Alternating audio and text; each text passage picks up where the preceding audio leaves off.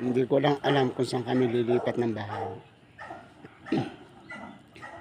Basta sa panahon ngayon, nag-iisip muna akong lumayo sa bahay natin. Papakalayo muna ako. At itutuloy ko magbagong buhay. Pangako ko sa iyan. O text, o chat, hindi na magbaano sa iyo. Dahil mas pinili mo ang lalaki mo kaysa sa akin, kaysa sa amin ng mga anak mo. Sana dalangin ko sa Panginoon Diyos na ikay katukin at karmahin ka sana.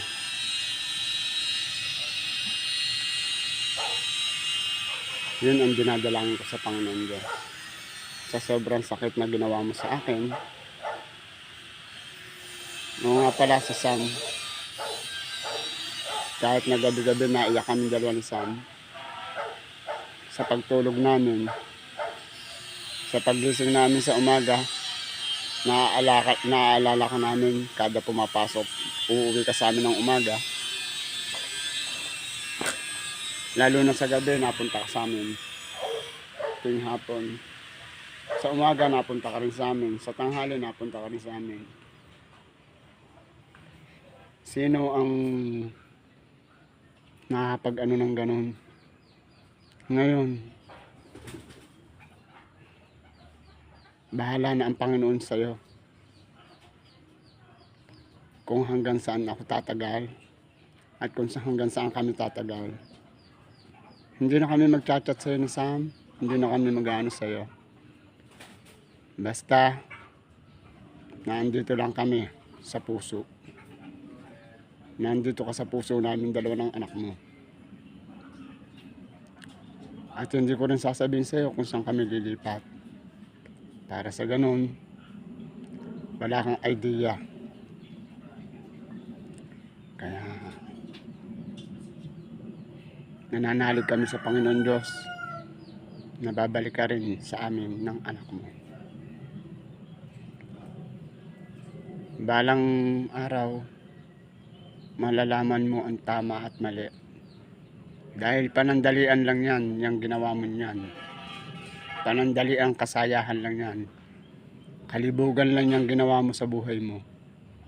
Dahil ang karma, pag tumama sa'yo, doblado. Pero ako, hindi ako nagtatalim ng sama ng loob sa'yo. Hindi rin ako nagagalit sa'yo. Hanggang ngayon, ikaw ang isinisigaw ng puso ko. Kaya,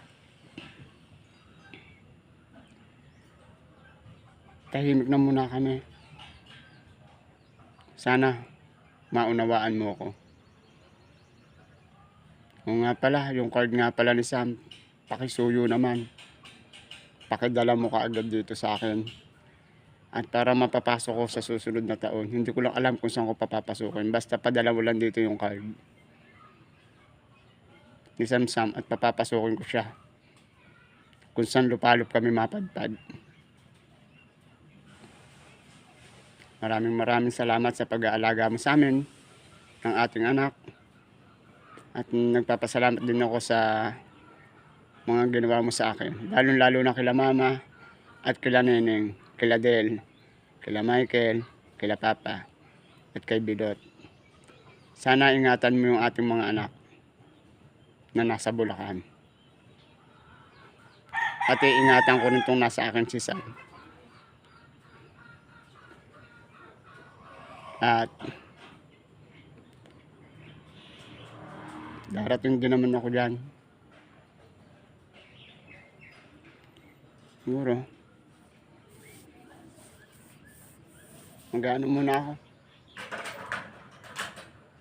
Meron akong ina-applyan bago. Malay mo, matawagan ako. Pag ako tinawagan, at saka lang ako text sa'yo pag ako'y palipad na. Hinihintay ko lang ang tawag sa akin.